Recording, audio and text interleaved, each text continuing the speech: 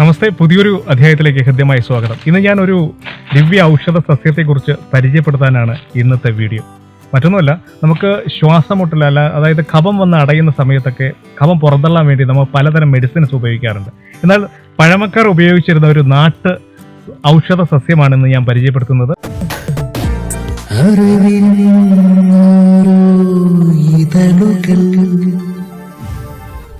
ഇതാണ് എൻ്റെ തൊട്ടു പുറകിലുള്ള ഇതാണ് ഔഷധ സസ്യം. ഈ ഔഷധ സസ്യത്തിന്റെ പേര് എന്ന് പറയുന്നത്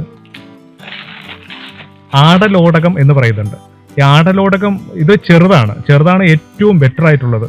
വലിയ ആടലോടകം സാധാരണ കോമൺ ആയിട്ട് എല്ലാ സ്ഥലങ്ങളിലും കണ്ടുവരാറുണ്ട്. ഇത് അപൂർവമായിട്ടാണ് കാണാറുള്ളത്. എങ്കിലും നാട്ടുംപ്രദേശത്തൊക്കെ ഇത് സുലഭമായി കാണാറുണ്ട്.